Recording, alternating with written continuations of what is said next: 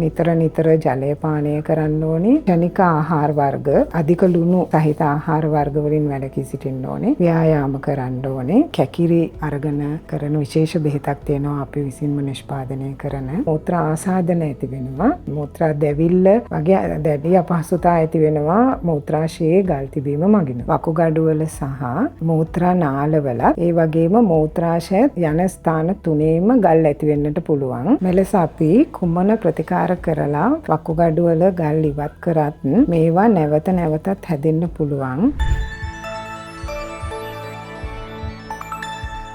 නිරෝගිමත් දිවියකට සුවත්‍රා. ආයුබෝවන්, මම වෛද්‍ය නාලනී අමරසිංහ. අද අපි සුවත්‍රා නාලිකාව ඔස්සේ කතා කරන්නේ සමාජයේ බොහෝ දෙනෙකුට බලපාන සෞඛ්‍ය ගැටලුවක් වන වකුගඩුවල ගල් පැවතීම හෙවත් මූත්‍රා අශ්මරී පිළිබඳවයි.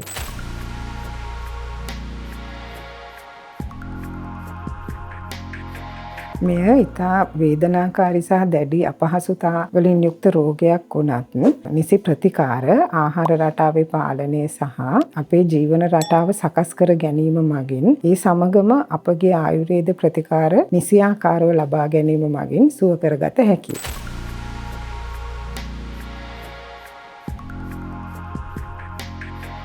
අපි වකුගඩු වලින් කරන්නේ අපේ ශරීරයේ විෂද්‍රව්‍ය පෙරා හැරීම. අපේ ශරීරයේ තරල ප්‍රමාණය සමතුලිතතාවයෙන් පවත්වා ගැනීම. වකුගඩු වල ප්‍රධාන කාර්යයක් තමයි විටමින් D සක්‍රිය කිරීම මගින් අස්ථීන්ගේ ශක්තිය පවත්වා ගැනීම, හෝමෝන සමතුලිතතාවයෙන් පවත්වා ගැනීම, ශරීරයේ රුධිර පීඩනය සමතුලිතව පවත්වා ගැනීම, ශරීරයේ විෂද්‍රව්‍ය බැහැර කිරීම. මේ ප්‍රයෝජන තමයි අපිට වකුගඩු වලින් ලැබෙන්නේ.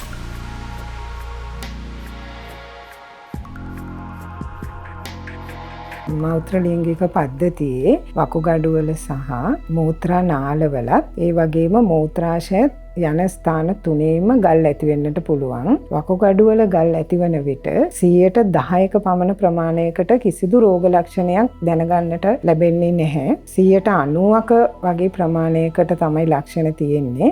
ඒ අයට නිතර ඇතිවන වේදනාවකට වැඩිය පිටකොන්දෙන් ඇතිවන වේදනාව උදරයේ ඉදිරිපසට ඇවිල්ලා ඇති වී නැති වී යන වේදනාවක් තමයි හටගන්නේ. බොහෝ දුරට වෙනත් රෝගයකට පරීක්ෂණ කරන්නට ගියහම තමයි වකුගඩුවේ ගල් තියනවා කියලා බොහෝ දෙනෙක් දැනගන්නේ. වකුගඩුවල ගල් පවතින විට පිටකොන්දේ ඇතිවන වේදනාව සහ උදරයේ සිට ඉකිලිය දෙසට ගමන් කරන වේදනාවක් ඇති වෙනවා. ඒ වගේම මූත්‍රා නාලවල ගල් ඇතිවන විට දැඩි වේදනාවක් ඇති වෙනවා. සමහර අයට එය ඉතාමත් දැඩි ලෙස දැනෙනවා. එම වේදනාව දරා ගැනීමට අපහසුයි. මූත්‍රාශය කියන්නේ පසුම්බියක් වැනි දෙයක්. මූත්‍රාශය ඇතිවන ගල් තරමක් විශාල ගල් තමයි හැදෙන්නේ. ඒක නිතරම මූත්‍රාශයේ පතුලේ තමයි රැඳිලා තියෙන්නේ. එවිට මූත්‍රා කිරීමේ අවශ්‍යතාවය නිතරම ඇති වෙනවා. ඒ වගේම මූත්‍රා ආසාදන ඇති වෙනවා. මූත්‍රා දැවිල්ල වගේ දැඩි අපහසුතා ඇති වෙනවා මූත්‍රාශයේ ගල් තිබීම මගින්.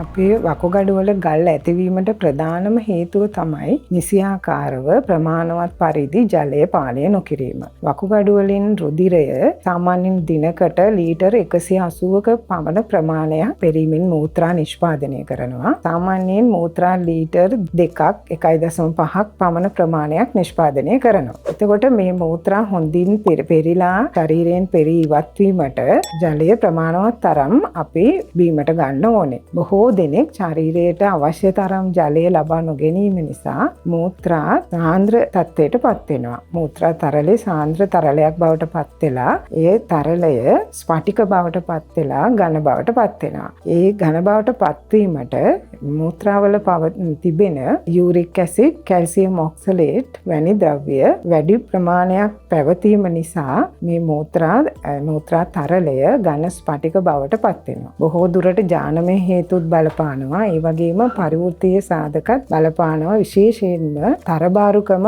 වකුගඩුවල ගල් ඇතිවීම සඳහා විශේෂම හේතුවක්. බොහෝ දෙනෙක්ගේ අධික රාජකාරී කටයුතු කාලය කළමනාකරණය කර ගැනීමට නොහැකි වීම නිසා නිසි පරිදි ආහාර ලබා ගන්නේ නැහැ. ඒ වගේම ජලය පානය කිරීමත් ඉතාමත් අඩුවෙන් වෙන්නේ. ඒ නිසා ශරීරයේ ජලය විජලන තත්ත්වයට පත් වෙනවා. එයත් මූලිකම හේතුවක් වෙනවා මේ වකුගඩුවල ගල් ඇතිවීමට.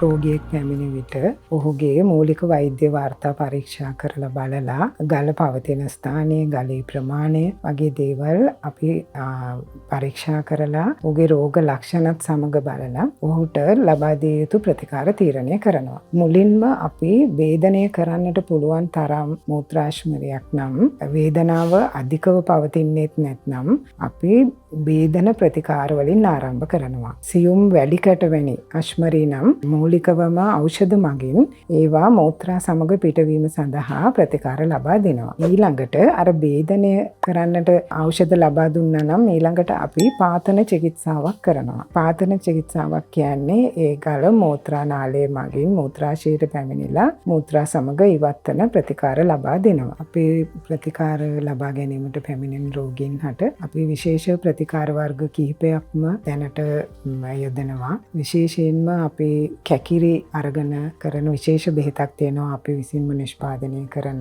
ඒක කැකිරි ඇටත් සමග ඒ ඖෂධය එකතු වෙලා හැදෙන සංයෝගයකින් තමයි ඒ මෝත්‍රාශ්මරී ඉවත් වෙලා යන්නේ. ඒ වගේම තවත් අපි ඖෂධයක් හදනවා තැඹිලි වතුර සමග මිශ්‍ර කරලා. තැඹිලි ගෙඩියක ඇස්ස කපලා වතුර ටිකක් අයින් කරලා අපි ඖෂධය තැඹිලි ගෙඩියට යොදලා රැයක් තියනවා අපි. පහවදා තමයි මේ බෙහෙත් රෝගියාට ලබා දෙන්නේ. ඒ වගේ අපේ විශේෂ ප්‍රතිකාර ක්‍රම කීපයක් තියෙනවා.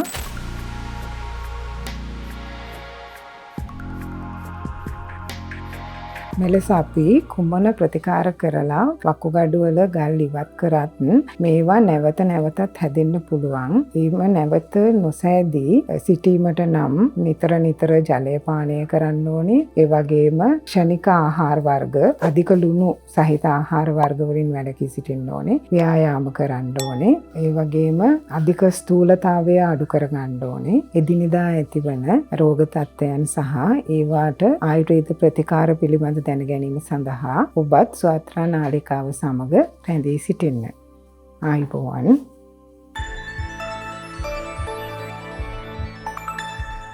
නිරෝගිමත් දිවියකට ස්වාත්‍රා